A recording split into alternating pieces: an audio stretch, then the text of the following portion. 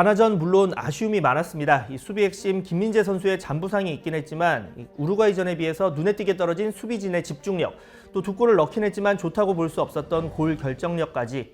하지만 시간을 되돌릴 순 없는 일, 아쉬움 잠시 접어두고 지금은 월드컵마다 우리를 찾아오는 불청객, 4년마다 전 국민의 수학 실력을 테스트하는 경우의 수를 쉽고 빠르게 정리해봅니다.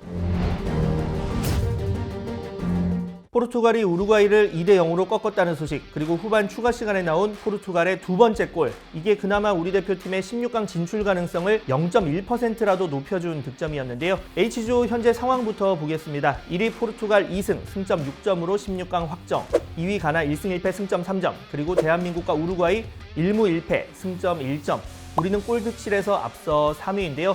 이 경우의 수 따지기에 앞서 대전제, 우리는 3차전에서 포르투갈을 무조건 꺾어야 한다. 만약 비기거나 지면 다른 경기장 상황 볼 것도 없이 100% 탈락입니다. 이제 본격적인 경우의 수 따져보면요. 첫째, 우루과이와의 최종전에서 가나가 이기는 게 최악의 시나리오. 이러면 포르투갈과 가나가 승점 6, 우리는 3차전 이겨도 승점 4, 몇 골 차로 포르투갈을 이기든 탈락이 확정되는 거죠. 둘째, 우루과이가 한 골 차로 가나를 이기는, 이게 우리 입장에서는 최상의 시나리오인데요. 이러면 대한민국과 우루과이 승점 4점 동률, 하지만 득실차에서 우리가 앞서기에 두 골 차 이상 이런 전제 없이 포르투갈 꺾기만 하면 16강으로 향하게 됩니다. 셋째, 우루과이가 두 골 차로 가나에 승리하는 경우, 이러면 우리와 우루과이 득실차가 같아져서 다득점까지 봐야 하는데 나쁘지는 않습니다. 우리는 2차전까지 득점 2, 반면 우루과이는 득점 0. 우루과이가 대한민국의 3차전 득점보다 최소 2골은 더 넣어야 이 다득점에서 동률을 만들 수 있다는 거죠.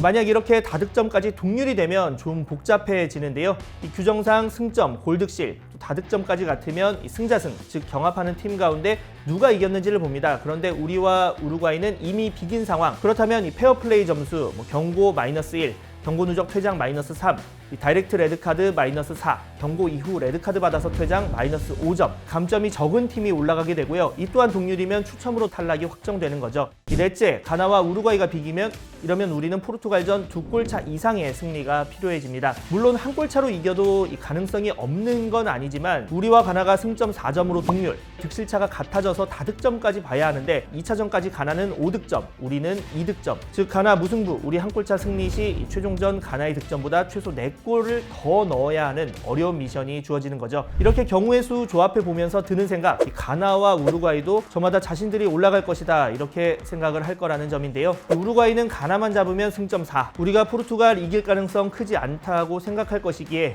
마지막 경기 단두대 매치로 여길 거라는 부분이고요. 마찬가지로 가나는 이 최종전에서 비기기만 해도 승점 4점 확보, 지지만 말자는 입장으로 나올 가능성이 충분한 이유입니다. 물론 경우의 수 대전제인 포르투갈전 승리 자체가 쉽지는 않은 상황입니다. 대표팀의 공수 주축, 손흥민, 김민재 모두 부상을 안고 있어서 100% 실력을 발휘하지 못하는 현실이죠. 여기에 포르투갈이 100%는 아니어도 느슨하게 임할 거라 보기도 어려운데요. 16강 확정의 일부 주전 체력과 컨디션 관리에는 들어가겠지만 만일 한국에 덜미 잡혀서 조 2위로 떨어지면 16강에서 G조 1위 유력한 브라질을 만나는 대참사가 벌어집니다. 실제 해외 유력 베팅 업체 윌리엄 힐 2차전 끝난 뒤 16강 확정 안 된 H조 3나라 가운데 우루과이, 가나, 대한민국 순으로 16강 오를 가능성이 크다고 예상했습니다. 1달러를 걸었을 때 우루과이 16강 올라가면 1.83달러, 가나는 2.25달러, 우리는 9달러를 받게 된다는 거죠. 그만큼 가능성 낮게 본다는 겁니다. 하지만 희망을 굳이 찾자면 대한민국의 역대 월드컵 조별 예선 마지막 경기 투혼이라는 이름으로